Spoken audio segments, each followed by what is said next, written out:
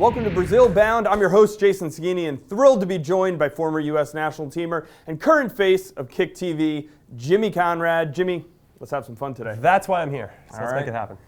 Well, we'll be joined shortly by another former U.S. national teamer, Cory Gibbs, as well as Sam Yarock, who'll take a look at the reaction from what was a crazy night in CONCACAF on Tuesday. But first and foremost, the U.S. national team is our main focus here. They added another 2 victories to end their qualifying campaign. And of course, they assisted their bitter rival in survival. Yeah, terrible. Yeah, I said that, Jimmy. Terrible. All right. But Jimmy, as we look over this qualifying campaign, we look back at some very exciting games, some very dramatic games, and we look forward to the World Cup. There are probably some things that are still a little up in the air with this team. So if you had to pick your biggest concern with Jurgen Klinsmann's side at this point, what is it?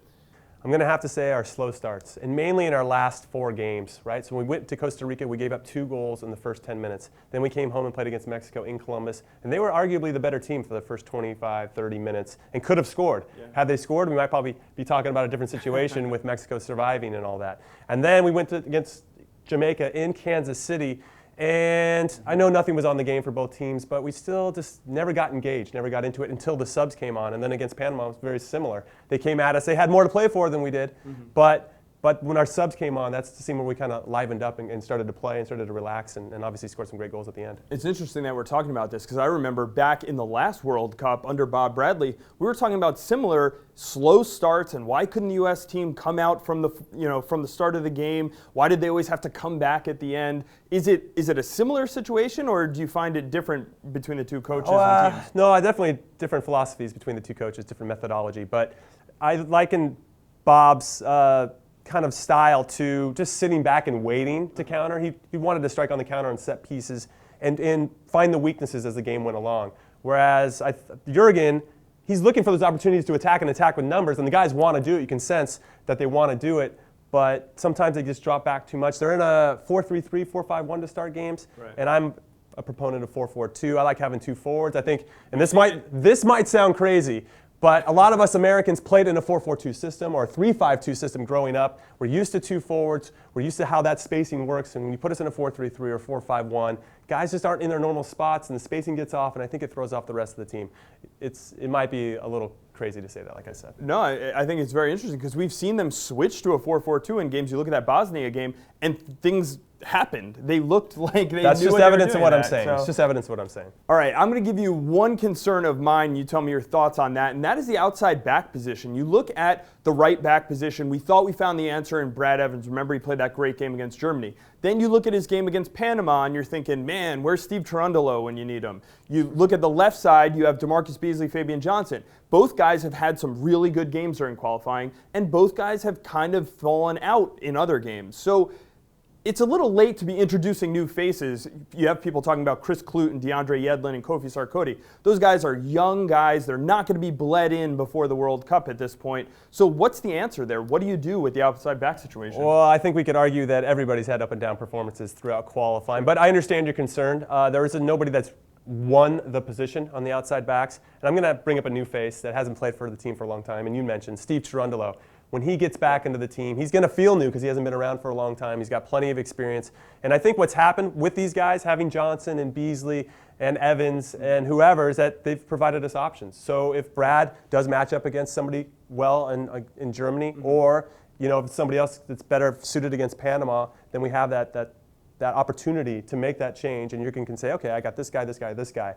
Now, speaking of Jurgen, I want to make sure I throw this out there. I was really proud that he came out and said that he's not going to pick his 23 best players to go to the World Cup. He's going to pick his 23 best guys that have chemistry and that fit. I mean, obviously you want good players, but they got to fit within the system. They got to be good for the group, and I think that's just going to strengthen our team moving forward. All right. There will certainly be plenty to cover with the U.S. national team over the next 7 or 8 months as they prepare for the World Cup, and we'll have it all here on Brazil Bound. Next, we're going to send it to former U.S. national teamer Cory Gibbs with his take on the center back performances he saw over the last 2 games. With the U.S. already qualified for the World Cup and Omar Gonzalez out due to injury, Jurgen Klinsmann was able to look at 4 different players in that center back position in these last 2 qualifiers against Jamaica and Panama. And this is how I rank their performances. At number 4, Orozco Fiscal. Even though he had the goal against Panama, his defensive abilities look a little bit too shaky for me. At number 3, Geoff Cameron. He's playing at the highest level in the EPL, but he could do a little bit more with the national team. At number 2, I went with Matt Besler. This is a defender who has definitely solidified his role in that center back position, and he had another solid game against Jamaica. But at number 1, I gave the nod to Clarence Goodson. Jurgen Klinsmann has given him opportunities, and he's taken full advantage of them. He played against a Panama side that was pressing at the end of the game to get that extra goal, and he kept the back line very organized. Throughout the whole match, he made some very composed passes into the midfield to link the attack. It's going to be very interesting to see what Jurgen Klinsmann does in this center-back pairing leading up to Brazil. Thanks, Cory. So some good and some not so good, according to Cory Gibbs. One thing we do know was good, though, was the reaction on Tuesday night. What a crazy night that was. With more on it, here's Sam Yarock. Following the U.S. men's national team's dramatic win over Panama Tuesday night, the internet exploded with reactions, whether it was praise for Saint Zusi, despair that Panama was out, or just happiness that Mexico is now in that 4th place spot. Nothing quite sums it up better than this Mexican announcer's reaction to Zusi's goal. Gol de Estados Unidos! We love you! We love you forever and ever! God bless America, doctor! Estados Unidos nos mete la reclasificación! Well, you heard it. They love the U.S. forever and ever, but nobody was getting more love or praise on Tuesday night than Graham Zusi on Twitter. Soccer by Ivis tweeting that 25 years from now, the Mexican national team will have at least one player with the first name Zusi. Then Graham himself even saying that hopefully he'll get free vacations to Mexico for life. It really seems like any American right now could get a free vacation to Mexico. Just check out these headlines in the newspaper the next morning. God bless America. Thank you, Tio Sam. De nada, Mexico. Praise just keeps coming. That's all we've got for the social world right now. Back to 2 guys we love forever and ever. We love you forever and ever! Thanks, Sam. It is good to be loved. And of course, we love all of you that took the time to watch Brazil Bound. Until next time, for Jimmy, Cory, Sam, and our producer, John Betton, I'm Jason Saghini. Thanks for watching.